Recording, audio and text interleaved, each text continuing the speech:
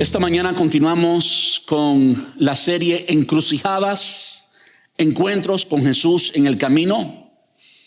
Semana pasada celebramos Domingo de Resurrección y le damos gracias a Dios porque pudimos glorificar su nombre, pudimos alabarlo, pudimos disfrutar su presencia, pudimos celebrar la razón de nuestra fe, la resurrección.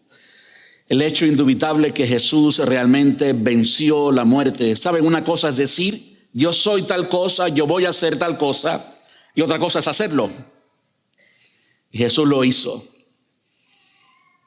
Él se levantó de la tumba, Él venció la muerte. Y la serie que estamos siguiendo, de hecho, el sermón de Domingo de Resurrección fue parte de la serie. Es una serie de Pascua, es una serie de Easter, si se puede decir.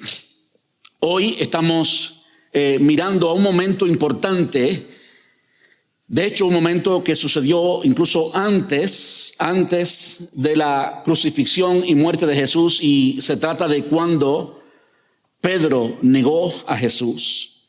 En repetidas ocasiones he dicho acá que en mi opinión, el lugar más significativo para mí, es algo muy personal, el lugar más significativo para mí hoy por hoy en toda Jerusalén es la casa del sumo sacerdote, la casa de Caifás.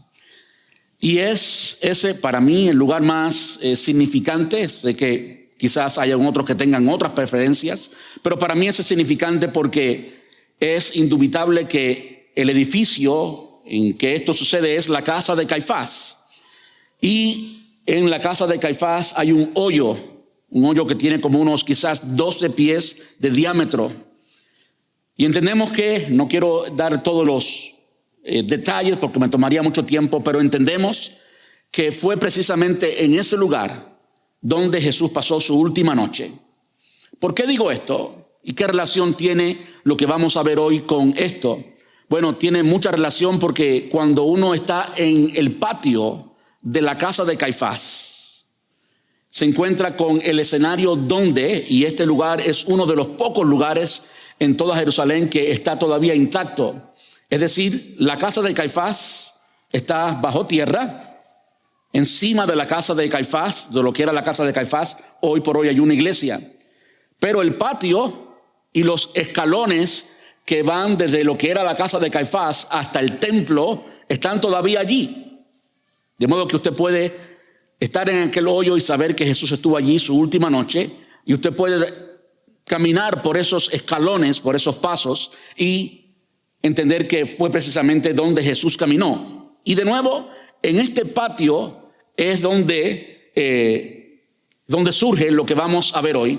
Quiero invitarle a que estemos puestos en pie y busquemos en nuestras Biblias Lucas capítulo 22, versículos desde el 54 hasta el 65. Lucas capítulo 22, versículos desde el 54 hasta el 65. Y esta es una de esas experiencias, de esas encrucijadas, de cosas que suceden en el camino. Y quizás tú nunca has negado a Jesús. De hecho, ese debía ser el título del sermón, el discípulo que negó. Pero en lugar de titularlo así, yo preferí llamarlo Gracia para nuestros fracasos. Gracia para nuestros fracasos. De modo que usted no diga, bueno, yo no soy el discípulo que negó. Como vamos a ver hoy, creo que todos estamos incluidos aquí en una manera u otra, en un momento u otro. Leemos Lucas 22, versículo 54. Dice, entonces lo arrestaron y lo llevaron a la casa del sumo sacerdote, y Pedro lo siguió de lejos. Los guardias encendieron una fogata en medio del patio y se sentaron alrededor, y Pedro se sumó al grupo. Una sirvienta lo vio a la luz de la fogata y comenzó a mirarlo fijamente. Por fin dijo, ese hombre era uno de los seguidores de Jesús. Pero Pedro lo negó. Mujer, ni siquiera lo conozco. Después de un rato, alguien más lo vio y dijo, seguramente tú eres uno de ellos. No, hombre, no lo soy, contestó. Alrededor de una hora más tarde, otra persona insistió: seguro este es uno de ellos porque también es Galileo. Pero Pedro dijo: hombre, no sé de qué hablas. Inmediatamente, mientras aún hablaba, el gallo cantó. En ese momento el Señor se volvió y miró a Pedro. De repente las palabras del Señor pasaron rápidamente por la mente de Pedro: mañana por la mañana, antes de que cante el gallo, negarás 3 veces que me conoces. Y Pedro salió del patio llorando amargamente. Los guardias que estaban a cargo de Jesús comenzaron a burlarse de él y a golpearlo. Le vendaron los ojos y le decían: profetízanos, ¿quién te golpeó esta vez? Y le lanzaban todo tipo de insultos. Puede tomar asiento. Evidentemente estamos viendo aquí el fracaso, si se puede decir así, el fracaso de uno de los discípulos más cercanos a Jesús. Como hemos visto, además de los 12, o dentro de los 12, mejor dicho, dentro de los 12 había un grupo de 3, Pedro, Juan y Jacobo. Juan y Jacobo eran hermanos, los hijos de Zebedeo y Salomé. Y estos 2 hermanos, Juan y Jacobo, eran compañeros de pesca de Pedro. Y este grupo de 3, Pedro, Juan y Jacobo, era el grupo más cercano a Jesús, los amigos íntimos de Jesús. Pedro era uno muy diferente, muy único. Pedro es mi favorito dentro de los apóstoles, porque una de las cosas que es muy clara en Pedro es que era muy imperfecto. Y yo me considero muy imperfecto, por eso me identifico mucho con Pedro. Pedro fue aquel que tuvo la revelación de Dios. Y cuando decimos la revelación de Dios, fue precisamente Jesús quien reconoció y quien dijo verbalmente que quien le había revelado al apóstol Pedro que Jesús era el Mesías. Y esto sucede en Cesarea de Filipo. Sé exactamente dónde ocurrió esto, he estado allí. Fue precisamente en ese lugar donde él recibe la revelación de Dios de que Jesús era el Hijo de Dios. Tenía más revelación que los otros discípulos. Fue el único discípulo que anduvo sobre el agua. Y sí, se hundió después, pero es el único que pudo decir: anduve sobre el agua, experimenté ese milagro. Fue uno, junto con Juan y Santiago, de los que experimentó la transfiguración. Experiencias únicas. Pedro era realmente un discípulo excepcional, un discípulo único. No había otro como Pedro, en sus fallas y también en sus fortalezas. No había otro como Pedro. Y vemos en este momento lo que leímos en Lucas capítulo 22, la falla, la caída, el fracaso tan profundo y tan grande que tuvo este gran apóstol. Usted puede pensar: ¿cómo puede ser que alguien tan cercano, alguien que experimentó tanto, los momentos que ella ha dicho, otros momentos importantes como el pan y los peces multiplicarse en sus manos, haber visto la resurrección de Lázaro, tantos milagros? ¿Cómo puede ser que alguien, después de tener una relación personal con Jesús, oír su voz, comer con él, quizás chistar con él, tener todo tipo de conversación, experimentar el poder sobrenatural de Jesús, cómo puede ser que alguien pueda llegar, después de tener una relación tan cercana, a decir 3 veces: ni lo conozco, ni lo conozco? Es, sin lugar a duda, una de las cosas más inexplicables, y nos refleja, por supuesto, la caída o el fracaso tan grande del apóstol Pedro.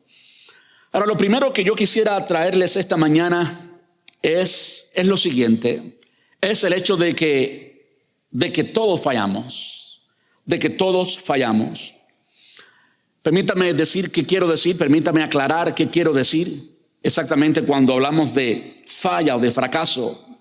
En este contexto, primero se trata de fallarle a Dios, de fallarle a Dios. Y yo sé que cuando le fallamos a Dios, consecuentemente, nos fallamos a nosotros mismos, fallamos a nuestra propia integridad, fallamos muchas veces. Cuando le fallamos a Dios, le fallamos a nuestra familia y le fallamos a nuestra sociedad. Pero el nacimiento es fallarle a Dios, es quedar mal con Dios. Permítame decir que no nos estamos refiriendo a un estilo de vida, más bien nos estamos refiriendo a un evento, a un momento, o puede ser incluso hasta una etapa en la vida cristiana, pero no puede ser un estilo de vida. Más bien, si su estilo de vida puede ser descrito como fallarle a Dios, como fracasar en tu relación con Dios, si esa es tu realidad, permíteme decirte con todo amor, pero también con toda firmeza, yo estuviera cuestionando si en realidad soy cristiano o no. Porque mientras que sí es cierto, y es el primer punto que traigo hoy, que todos fallamos, de nuevo el fallo es un momento, es una etapa quizás, un evento, pero no puede ser nuestro estilo de vida. Es decir, el creyente no puede tener un estilo de vida de fallarle a Dios, de pecado, no puede tenerlo. El pecado no se enseñoreará de vosotros. ¿Ok? Aquel que peca, dice Juan, no ha conocido a Dios, y no se está refiriendo a un momento, porque Juan en el mismo contexto dice que si alguno pecare, abogado tenemos para con el Padre, ¿verdad? De modo que no se está refiriendo a un momento. Juan lo que está diciendo cuando dice el que peca no conoce a Dios, está diciendo que aquella persona de la cual su estilo de vida es pecado, esa persona no conoce a Dios, no es cristiano. Podrá venir a la iglesia, podrá levantar las manos, podrá llamarse el título que tenga en la iglesia, podrá ser un líder, etcétera, etcétera, etcétera, pero no es. De modo que quisiera aclarar a qué nos estamos refiriendo y a qué no nos estamos refiriendo. Estamos hablando de un momento de fallarle a Dios, que incluso puede ser una etapa en la vida. Para algunos de ustedes, eso puede ser algo del pasado. Y si esto es algo del pasado y quizás ya superaste esa etapa, es importante lo que vamos a ver al final del sermón hoy. Es importante cómo tratar con el fracaso después que ocurrió, cómo restaurar tu relación con Dios y cómo podemos ver eso desde la perspectiva divina y no desde la perspectiva humana. Algunos de ustedes quizás están pasando por eso ahora mismo. Algunos de ustedes quizás le están fallando a Dios en este preciso momento.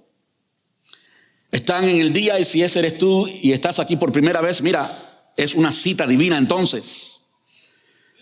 Si estás en una etapa de vida en la que le estás fallando a Dios, infidelidad en el matrimonio, te has alejado de Dios y te has olvidado del llamado que Dios tiene para ti, eso también es importante. Y muchas otras formas en las que quizás alguien le pueda estar fallando a Dios en este momento. Y quizás no ha sido una experiencia pasada, no es una experiencia presente para ti, no lo estás haciendo en este momento, pero en algún momento, y es aquí donde todos estamos incluidos, todos, en algún momento tú y yo le vamos a fallar al Señor. El único que nunca ha fallado, el único que siempre fue santo, el único impecable es Jesús. Todos los demás, absolutamente todos, fallamos. Ahora, dicho eso, dicho que todos fallamos, y es el punto número 1 de mi sermón hoy, quiero decirles que esto no es un grito de derrota. No, para nada. Esto no es un grito de derrota. Decir que todos fallamos no es un grito de derrota, y tampoco es una declaración de conformidad. Por supuesto, no podemos conformarnos al fracaso espiritual. No podemos conformarnos a fallarle a Dios. La indiferencia, la frialdad que siente la persona cuando está lejos de Dios, eso no puede ser aceptable en la vida de ningún creyente. De modo que, muy importante, esto no es un grito de derrota ni una declaración de conformidad, sino más bien es una alarma para que nos preparemos o para que tratemos con eso, especialmente si es una experiencia del pasado o del presente. Usted tiene que equiparse con lo que la Biblia nos enseña acerca de esto. Y es uno de los temas que nadie le gusta hablar.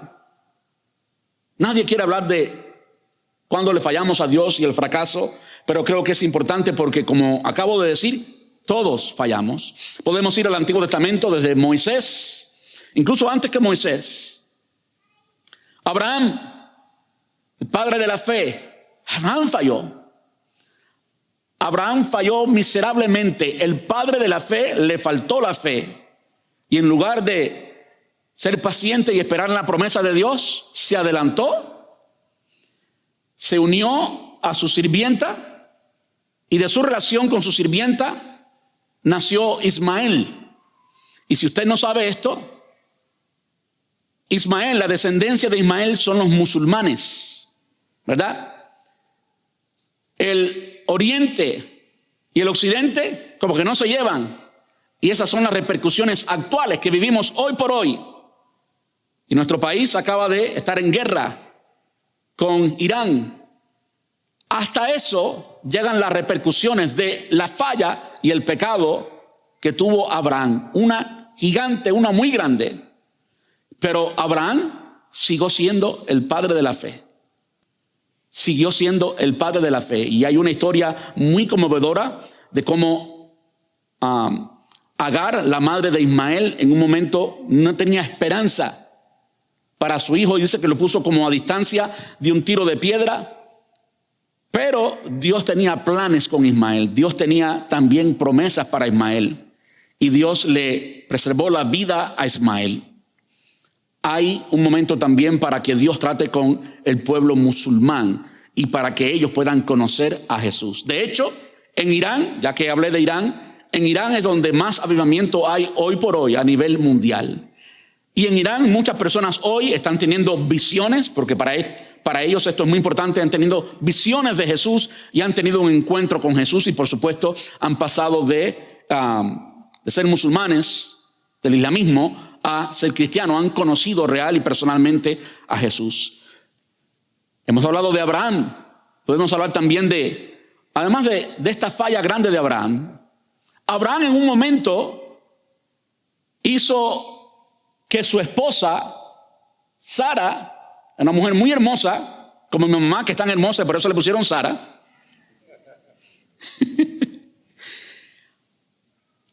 Y permitió que un rey la considerara como la hermana de Abraham y no la esposa, por temor. El día que a mí se me ocurra sugerirle nomás eso a mi esposa, ese día tengo un problema gigante. Hasta ahora ha sido mejor que Abraham, ¿verdad, mi amor? Todo es bueno. Entonces Abraham era un hombre que tenía muchas fallas. Y podemos ir a hablar después de Moisés. Moisés, que experimentó el poder de Dios de una forma tan tangible. Moisés era muy iracundo. Moisés era asesino. ¿Que Dios llame a un asesino? Cuando lleguemos allá le podemos preguntar sobre eso. Pero la realidad es que Moisés era así, un asesino.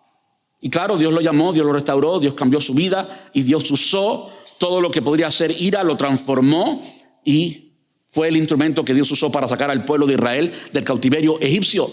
Y podemos hablar de David. Estoy hablando de los líderes más grandes del Antiguo Testamento, ¿verdad? Abraham, Moisés, David, el hombre conforme al corazón de Dios, el hombre que aprendió la alabanza y la adoración cuando era niño, el hombre que venció a Goliat.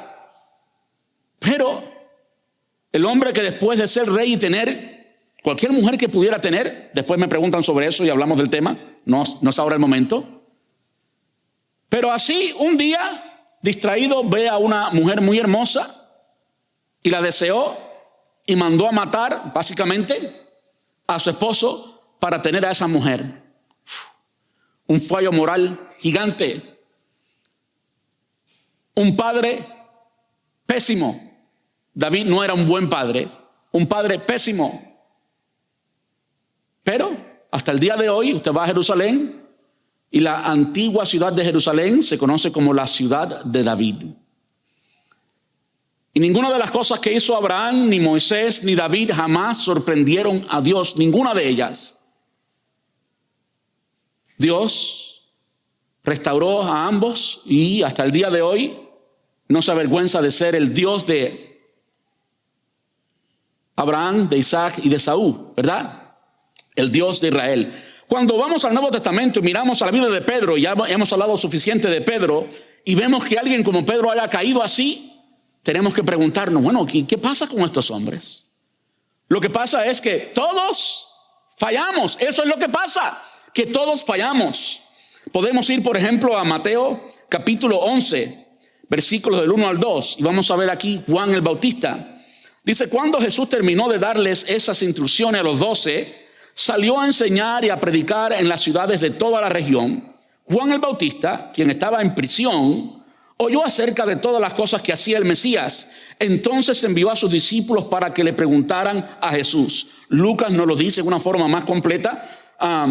Lucas capítulo 7, versículo 18 dice, los discípulos de Juan el Bautista le contaron todo lo que Jesús hacía. Entonces Juan llamó a sus discípulos y los envió al Señor que le preguntaran, ¿eres tú el Mesías a quien hemos esperado o debemos seguir buscando a otro? Hay más en el contexto. Pero esto para alguien como Juan el Bautista era una falla gigante. Por supuesto, Juan, como vemos, estaba en la prisión. Juan tenía muchos seguidores. Y de tener muchos seguidores, ahora estar en la prisión y no poder predicarle a nadie, era humillante. Y de repente él oyó que las personas estaban siguiendo a Jesús, que sus discípulos, como Andrés, el primer discípulo de Jesús fue Andrés, el hermano mayor de Pedro. Andrés era discípulo de Juan el Bautista y pasó a ser discípulo de Jesús y dejó a Juan el Bautista. Como que lo estaban dejando abandonado y la estaban siguiendo a Jesús. Pero para entender quién era Juan el Bautista tenemos que regresar un poquito más atrás y entender que era pariente de Jesús, era primo de Jesús. Y que en el vientre de su madre Elizabeth, cuando Elizabeth se encuentra con María embarazada, las dos embarazadas, en el vientre Juan saltó. El toque del Espíritu Santo en la vida de Juan fue desde el vientre. Juan era una petición contestada. Juan era parte del plan de Dios. De Juan se hablaba en el Antiguo Testamento. Juan era alguien importante. De mí no se habla en el Antiguo Testamento en una forma directa con nombre, pero de Juan sí. Juan era alguien excepcional. Sin embargo, llega el momento en que Juan duda de la identidad de quién era Jesús. Recordemos que Juan es quien bautiza a Jesús, y cuando Juan bautiza a Jesús, ¿qué fue lo que sucedió? El Espíritu Santo descendió como paloma y Juan dijo, he aquí el Cordero de Dios que quita el pecado del mundo. ¿Cómo puede alguien con tal revelación desde el vientre, desde niño, alguien que era familia y al mismo tiempo alguien que había tenido la revelación de Dios de quién era Jesús? He aquí el Cordero de Dios que quita el pecado del mundo. Y habla mucho más de Jesús. No soy digno de desatar su calzado, etcétera, etcétera, etcétera. ¿Cómo puede alguien así en un momento decir, ¿eres tú el Mesías o tenemos que buscar? Tenemos que seguir buscando. Podemos hablar también del apóstol Pablo. El punto es que todos fallamos. Amén. Alguien puede decir, bueno, quizás el apóstol Pablo no falló. El apóstol Pablo fue intacto, tuvo una trayectoria intachable. Yo quiero decirle, no es así. El apóstol Pablo no tuvo una trayectoria intachable. Imagínense rebelarse o estar en desacuerdo con quien te discipuló, con tu pastor. ¿Ok? El apóstol Pablo, en un momento, quizás por el carácter que tenía, y podemos reconocerlo como una falla por esto, Pablo fue discipulado por José. Hechos capítulo 4. José le pusieron por sobrenombre, por apodo, Bernabé. Bernabé significa hijo de consolación. Bernabé era una persona que ayudaba a todo el mundo y sabía caminar con la gente, sabía guiar a la gente. Ese era Bernabé, alguien que definitivamente tenía mucha reputación con los discípulos. Y Bernabé toma al apóstol Pablo, y cuando nadie quería saber del apóstol Pablo, los discípulos no querían saber del apóstol Pablo, ¿saben quién introdujo a los discípulos al apóstol Pablo? Bernabé. Bernabé sí tenía buena reputación, y porque Pablo venía acompañado de Bernabé, entonces pudo conocer a los discípulos. Y Pablo discipula al y Bernabé discipula al gran apóstol Pablo. En el libro de Hechos, usted comienza a ver Bernabé y Pablo, Bernabé y Pablo, Bernabé y Pablo.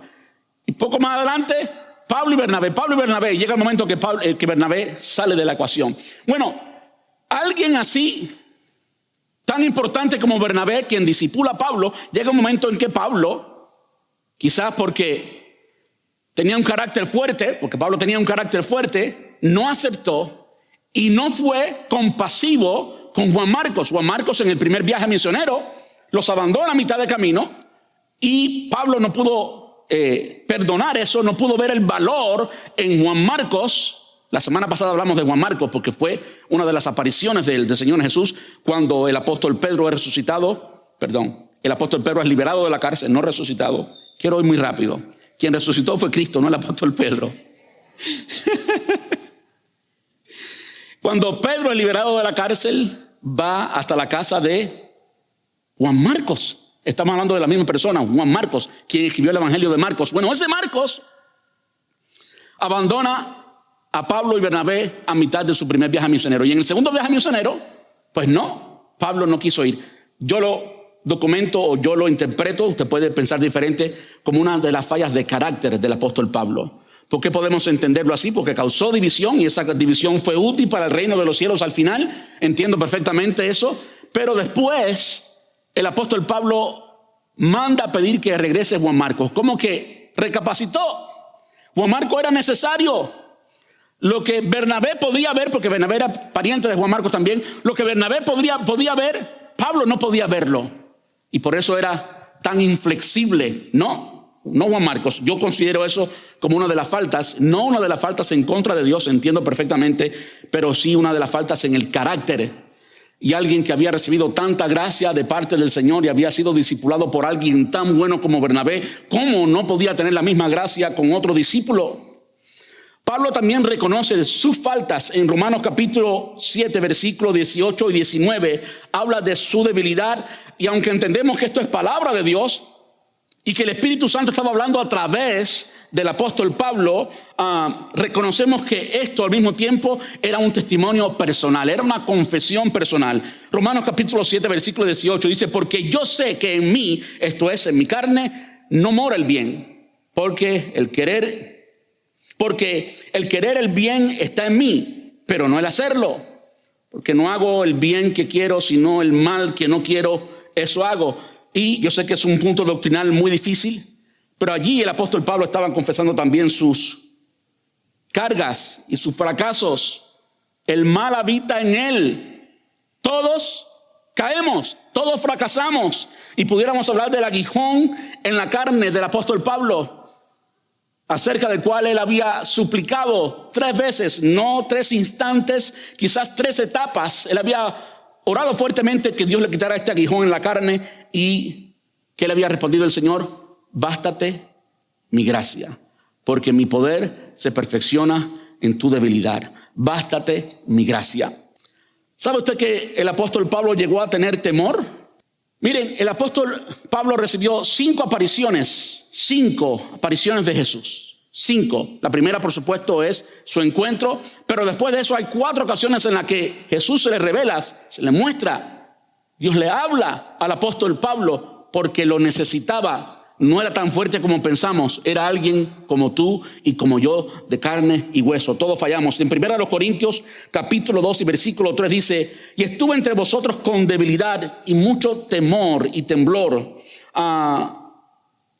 Pablo era alguien que también vivía pensando en el abandono de otros. En 2 Timoteo capítulo 4 versículo 16 dice: en mi primera defensa ninguno estuvo a mi lado, sino que todos me desampararon. Estoy hablando de el gran apóstol Pablo. Él sabía lo que era que lo desampararan, que lo dejaran solo. Él sabía lo que era fracaso. De alguna manera entiendo que esto no es fracaso en su carácter, en pecar o algo así en contra de Dios, pero él experimentó lo que era fracaso. ¿A dónde vamos? Todos fallamos. Yo no sé si fue el día de ayer, y si fue el día de ayer fue parte del pasado. Es importante que tú sepas trabajar con eso para que puedas seguir adelante. Así como vimos que cada uno de los que vimos en el Antiguo Testamento, Abraham, Moisés y David fallaron, todos continuaron, ¿verdad que sí? Y eso es importante. Sí, todos fallaron, pero todos continuaron. Y todos cumplieron el plan y el propósito de Dios en sus vidas. Y eso es importante. Hay personas que por un fracaso quedan allí para siempre. Y no hay forma de que puedan levantarse. Quiera Dios que hoy tú entiendas que esto del fracaso es una experiencia de todos, que en algún momento, si no fue parte del pasado o del presente, puede ser parte del futuro. Va a llegar el momento en que tú le vas a fallar a Dios. Va a llegar el momento en que tú vas a sentirte como un fracasado. Vas a llegar el momento que tú vas a cuestionar si Dios te ama o no, si todavía tiene planes contigo o no. Y vas a comenzar a cuestionar todo a tu alrededor. Vas a cuestionar quizás la fe. Vas a cuestionar si en realidad Él resucitó de los muertos, si en realidad Él existe. Todos llegamos a ese momento. Lo importante es estar listos para eso. Ahora, cuando miramos, y esto me lleva al punto número 2, las etapas y anatomía del fracaso. Cuando miramos la vida del apóstol Pedro, específicamente cuando él le falla al Señor, hay algunas cosas importantes allí. La primera es la distracción del corazón. En este momento, el hombre que más revelación tenía, el apóstol Pedro, como que estaba distraído por las cosas que estaba viendo y no tenía su enfoque espiritual. Hay muchas veces que las cosas que están sucediendo a nuestro alrededor, lo que vemos físicamente, como que nos distrae. Consecuentemente, vivimos en este mundo, tenemos que, tener los ojos abiertos y vivir con los pies en la tierra, vivir, ser relevantes, vivir el día de hoy. Y muchas veces cuando vivimos el día de hoy y cuando vivimos por lo que vemos, que es lo que estaba sucediendo con el apóstol Pedro, perdemos de vista el panorama más grande, perdemos de vista lo que Dios está haciendo. Y muchas veces esto precisamente, la distracción, es una de las herramientas más importantes de Dios, más importantes de Satanás, no de Dios, más importantes de Satanás para acabar con tu vida. Quiere distraerte. Yo creo que esto pasó con el apóstol Pedro. Cuando vienen a arrestar a Jesús, como me gusta decir, el apóstol Pedro estaba orando, pero con una espada. Y cuando llegó aquel soldado, le cortó la oreja. Él seguía siendo Pedro. No estaba enfocado en lo que tenía que estar enfocado. Y llega eventualmente el momento en que niega a Jesús. Antes de negar a Jesús y hacer esa decisión, eso es lo próximo que sucede, las etapas del fracaso. Primero, la distracción. No sé cuántas personas han estado distraídas. El mismo David. ¿Por qué David cayó en pecado? ¿Por qué no estaba en el campo de batalla como debía estar? Estaba distraído. Estaba en su palacio. Y en su palacio vio a aquella hermosa mujer, la deseó. La distracción fue parte del plan. ¿Sí o no? Y así sucede. Cuando nos desenfocamos de lo espiritual, nos desenfocamos del plan que Dios tiene con nuestra vida, ya no vemos claramente cómo Dios ve las cosas, perdemos la visión espiritual, ahí comienza el problema. La palabra enseña que por falta de visión el pueblo perece. Por falta de visión. La visión es importante. Tener visión no solamente el sueño futuro. Visión es poder discernir lo que está sucediendo hoy, aun cuando nadie lo ve. Eso es visión. Y cuando tú no estás viendo, tú no estás discerniendo espiritualmente, te falta entendimiento espiritual, te falta la conexión con el cielo. Y a eso voy ahora. Estás distraído, totalmente distraído. Algo muy importante que vemos en la falla y en la primera etapa del proceso de distracción y fracaso del apóstol Pedro es que no estaba orando suficientemente. Mira, si usted lee el contexto, especialmente Lucas toma muchos detalles. Hoy leímos parte del contexto, pero no lo leímos todo. Pero cuando usted lee todo el contexto, hay un momento en que Jesús le dice a los discípulos: oren sin cesar para que no caigan en tentación. Ahí está. Oren sin cesar para que no caigas en tentación. Inmediatamente después del inmediatamente después de Jesús decirle esto a los apóstoles, estando allí el apóstol Pedro, le dice a Pedro, Pedro, ora. Se lo repite la segunda vez. Ora para que no caigas en tentación. He visto a Satanás descender del cielo como un rayo y me ha pedido para zarandearte. Ora para que ese día no caigas. Momentos después, o mucho tiempo después, no momentos después, mucho tiempo después, cuando Jesús llama a 3 discípulos para que fueran con él a orar, ¿a quién llamó? A los 3 más cercanos, a Pedro, Juan y Santiago. Le dijo, vengan conmigo a orar. Y se los llevó al valle de Quedrón a orar, al lado de Getsemaní. Y allí dice que lloró amargamente. Jesús se alejó un poco de los discípulos y lloró amargamente. Dice que su sudor, no su llanto, era como gotas de sangre. ¿Y qué estaban haciendo los discípulos? ¿Qué estaban haciendo los discípulos? Se quedaron dormidos. Jesús regresa y les dice, ¿no habéis podido orar conmigo ni siquiera una hora? Ni siquiera una hora. La importancia de orar. La mañana siguiente de ese momento, Pedro estaba negando a Jesús. La oración es muy importante. El discernimiento espiritual. Tener una conexión con Dios real. Tener los sentidos espirituales despiertos y no estar dormido espiritualmente, no estar entretenido, distraído espiritualmente. Yo realmente creo que esta es una de las cosas más grandes una de las ofensas más grandes que puede tener Satanás en contra de nosotros los hijos de Dios, la distracción. Porque después lo que sigue es una decisión equivocada. Para Abraham fue a acostarse con su sierva Agar. Para David fue aquella mujer. Para Moisés fue matar al egipcio. Yo no sé cuál será la tuya, pero llega el momento en que tú llegas a decidir y llegas a hacer una estupidez y hacer algo por lo que te vas a arrepentir el resto de tu vida. La mayoría de las veces cuando alguien hace algo así, intenta justificarse, intenta ocultar, y aquí está el meollo del asunto. Después de estar distraído y llegar a hacer una decisión incorrecta, lo peor que puedes hacer es justificarte.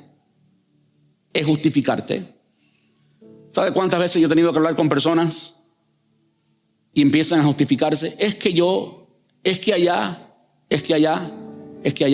Mira, cuando nos justificamos, estamos desarmando a nuestro abogado defensor, porque él está presto a decir, yo pagué por su culpa. Pero si tú te estás justificando, es tu problema. Lo peor que podemos hacer es echarle la culpa a otra persona. Y lo mejor que podemos hacer es parte del arrepentimiento genuino, y es la confesión. Es como decía David el salmista en el Salmo 51, he pecado contra el cielo y contra ti. Y eso es lo que repite el hijo pródigo cuando regresa del padre, ¿verdad que sí? He pecado contra el cielo y contra ti, no soy digno de ser llamado tu hijo. Eso es un verdadero arrepentimiento, y eso es lo que habilita a que entonces la gracia y el poder de Dios venga sobre ti y Él te rescate. Pero lo más importante es que tenemos que verdaderamente arrepentirnos y no justificarnos. Tú tienes que decir delante de Dios, yo hice, y decir el pecado. Yo me comporté, y decir con nombre y apellido lo que tienes que decir, y entonces poder decir me arrepiento. Entonces podemos vivir lo que dice el apóstol Juan, que si alguno ha pecado, abogado tenemos para con el Padre, a Jesucristo el justo. Y cuando tú y yo confesamos nuestro pecado, Él es bueno y justo para perdonarnos, y Él extiende su gracia y nos perdona. Estamos hablando de etapas y anatomía del fracaso. Quería decir una muy importante. Es lo que sucede después del fracaso, después de haber cometido esa decisión. Miren, si hay algo que el enemigo usa bien, es la culpabilidad. Porque el enemigo sabe muy bien que todos fallamos. Todos fallamos. Es cuestión de tiempo. Si cuando tú fallas, no te arrepientes, estás en las manos del enemigo. Si fallas y te arrepientes, Dios es justo para perdonarte. ¿Verdad que sí? Y si Él te perdona, tú tienes que recibir ese perdón completo. Tú tienes que creerlo completamente. Tú tienes entonces que perdonarte a ti mismo y creer con toda certeza lo que la palabra enseña. ¿Sabes qué dice la palabra cuando el Señor nos perdona? Que nunca más se acuerda de ellos. Nunca más se acuerda de ellos. Están borrados. ¿Sabe otra ilustración que dice la palabra acerca de nuestro pecado? Dice que somos limpios como blanca nieve. ¿Sabe cómo lo pone el apóstol Pablo en la doctrina de la iglesia? Dice que nos lava y nos deja sin mancha ni arruga. Así es el poder del Señor. Si tú has fallado en el pasado, yo quiero decirte algo muy importante que el enemigo no te va a decir nunca. Y es que Dios conocía antes que fallaras. Nada de lo que hiciste y nada de lo que vas a hacer va a sorprender jamás al Señor. Y no estoy consintiendo el pecado. Estoy simplemente reconociendo la omnisciencia de Dios y la omnipresencia de Dios, que Él lo sabe todo y que Él está presente en todo momento y en todo lugar. Nada va a sorprenderlo. Lo importante es que te arrepientas de verdad. Cuando te arrepientes de verdad, entonces puedes perdonarte a ti mismo y puedes levantar tu cabeza en alto por encima de cualquier acusación del enemigo y decir: yo soy limpio con la sangre de Cristo. Limpio con la sangre de Cristo. Tienes que aplicarte la gracia, y este es el punto número 3, y con esto termino. Gracia es favor inmerecido. Eso es gracia. En otras palabras, no hay nada que puedas hacer para merecerlo, para ganártelo. Es un regalo. Y toda la vida cristiana lo recibimos por gracia.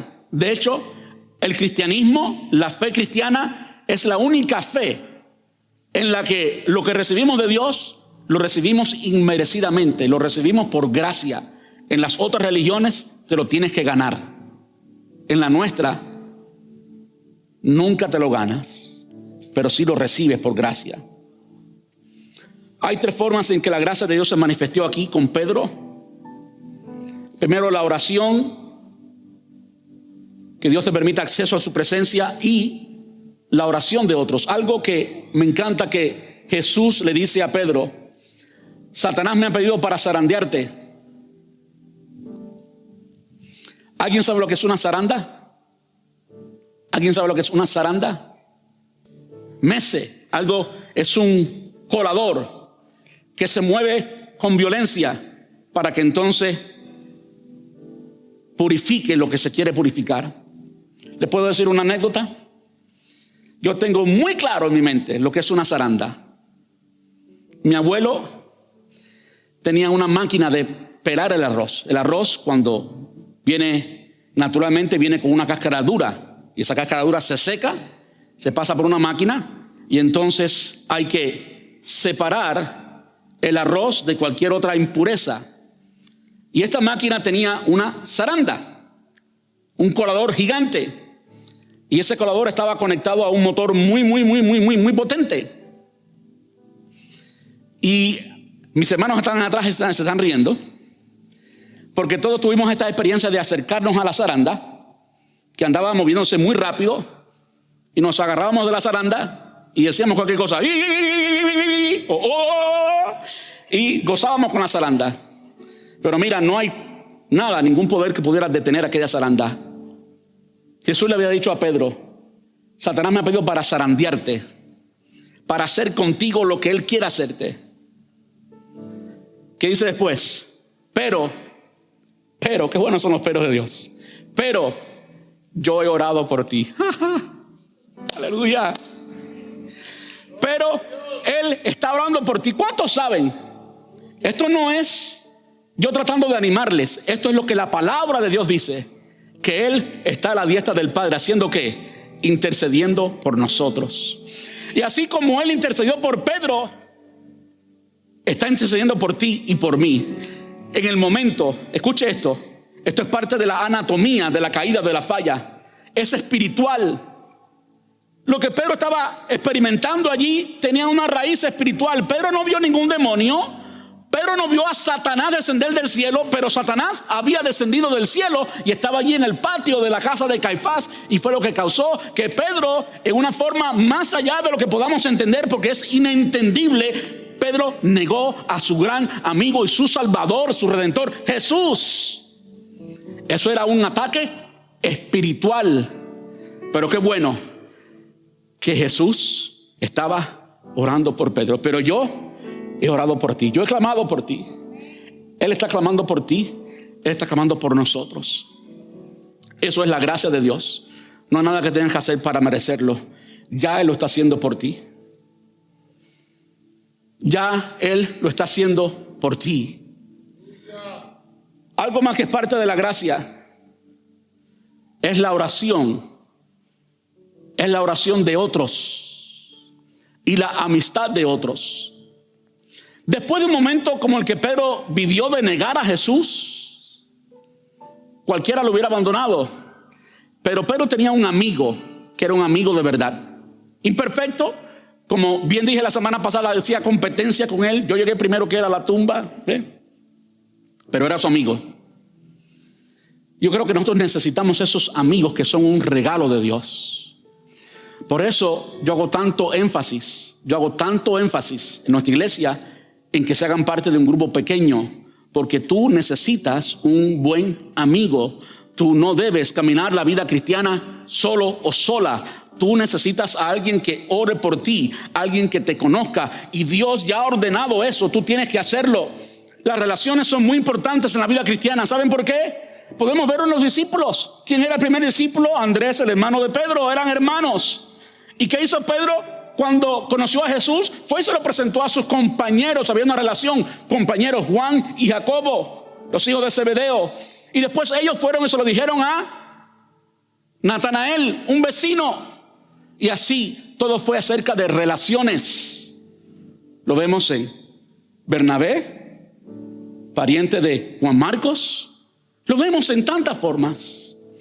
Yo quiero decirle algo. Los amigos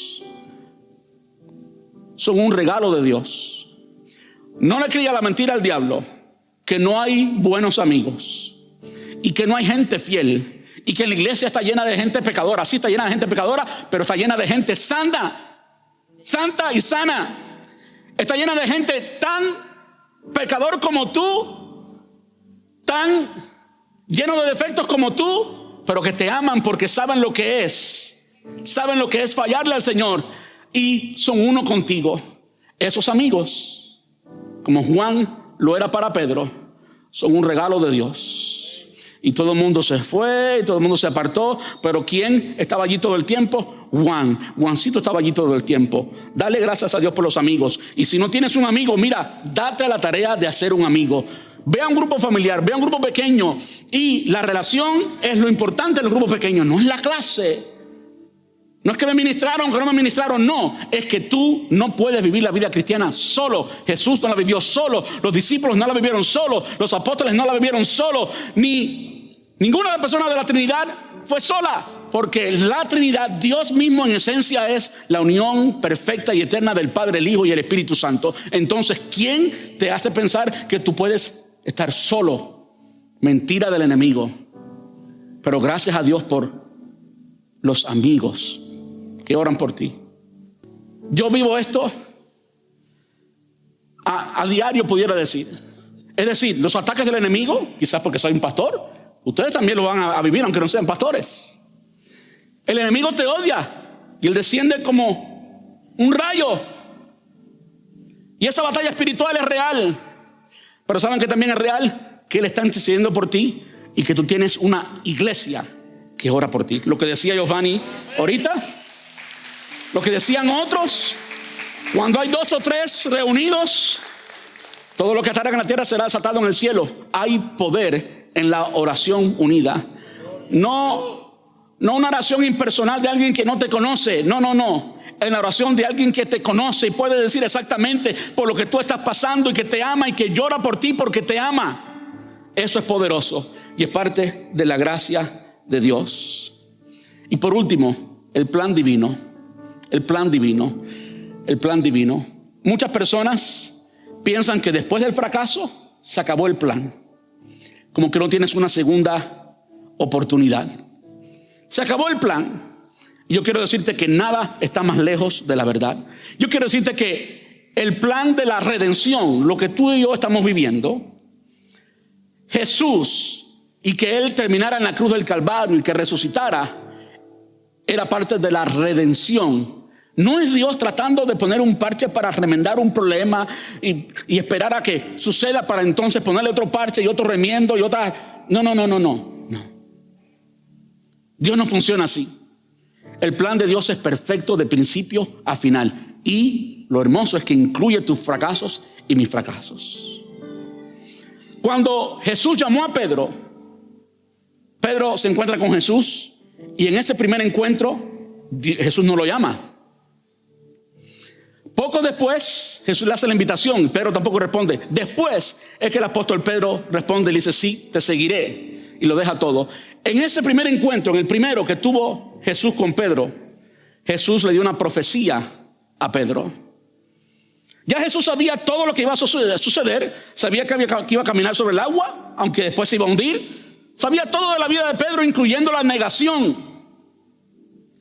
Cuando Jesús, lo dije la semana pasada, lo repito hoy, está en Juan capítulo 21. No lo voy a leer. Juan capítulo 21, versículos del 15 al 19.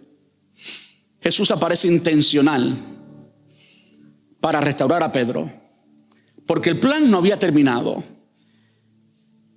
Pedro, las últimas interacción que tuvo con Jesús fue esa interacción en que Jesús dijo: ¿me vas a negar? Y en la mañana siguiente, efectivamente, él lo negó. Las palabras de Jesús en la mente de Pedro, como dice Lucas, cuando Pedro lo está haciendo, eso es lo que estaba en la mente de Jesús, en la mente de Pedro, perdón. Jesús aparece la primera vez, la segunda vez estaba Pedro allí, ambas veces, y ninguna palabra de Jesús hacia Pedro. Quiere decir que todavía estaba herido. No había escuchado un te perdono, no había escuchado nada así. Algo faltaba. Llegó el momento en que Jesús vuelve a repetir, como dije la semana pasada, vuelve a repetir exactamente, esto es muy intencional, el mismo evento en que Jesús llama a los discípulos la primera vez. Él lo repite exactamente, la pesca milagrosa. Y ahí estaba Pedrito con su amigo Juan. Y cuando Pedro oye que era Jesús, no pudo sostenerse y se echó al agua y fue nadando hasta llegar a la orilla. Y después que comen el pescado que había hecho el Señor Jesús y desayunan todos juntos y demás, entonces Jesús le dice a Pedro: Pedro, ¿me amas? Sí, tú sabes que te pastorea mis ovejas. La segunda vez, Juan lo describe muy bien. Juan, el amigo de Pedro, estaba allí y podía describir las emociones. Juan capítulo 21, léalo por favor. Dice que él se puso triste cuando le preguntó la segunda vez si le amabas. Le dijo: sí, Señor, tú sabes que te amo. Y Jesús le responde lo mismo: pastorea mis ovejas. Y le preguntó la tercera vez. Dice Juan que la tercera vez Pedro le contestó: Señor, tú lo sabes todo. Tú sabes que te amo. Hay veces que tú dudas de tu experiencia con Dios. Dudas del llamado que Dios te hizo en cierto momento. Dudas del momento de la salvación, el momento que te arrepentiste de tus pecados. Dudas de todo eso. Y Satanás está ahí en tu mente todo el tiempo soplándote todo lo malo que has hecho. Pero están las palabras de Jesús: ¿me amas? Pastorea mis ovejas. Jesús intencionalmente, yo creo que esto fue muy intencional, hace que el apóstol Pedro dijera el mismo número de veces que le negó, que él pudiera decir: te amo, tú sabes que te amo. Quizás Dios te esté dando la oportunidad, mire, las tantas veces que haya fallado, para que tú puedas decirlo con todo tu corazón: te amo. Y entonces puedas recibir aquellas palabras, la restauración del llamado: pastorea mis ovejas. Pastorea mis ovejas. En otras palabras, el plan de Dios no ha cambiado ni un poquito así. Él te ama. Amén. Pedro no le había torcido el brazo a Jesús para nada, para esto. Él no se había ganado el favor de Jesús. Esto era gracia, pura gracia. Que Jesús le haya preparado desayuno, que se haya aparecido de nuevo y repitiera el milagro de la pesca milagrosa y todo eso, pura gracia. Ese Jesús es el mismo que te ama a ti y a mí. Él nos ama. Entonces tienes que dejar de pensar en lo que tú consideras fracaso y considerarlo una lección en la que Dios te demuestra una vez más que Él te ama. Entonces sigue adelante. Sigue creyendo que eres especial, que eres amado, que Él tiene propósito contigo. Sigue creyendo que Él te llamó y lo que Él predestinó para tu vida es para ti. Sigue viviendo completo para el Señor. Que todos fallamos, entendemos cómo sucede y entendemos la gracia que nos liberta de todo fracaso. Y nos hace ¿qué? Nos hace lo que dice el apóstol Pablo en Romanos capítulo 8. Que somos más que vencedores por medio de Cristo Jesús. Le doy un aplauso al Señor.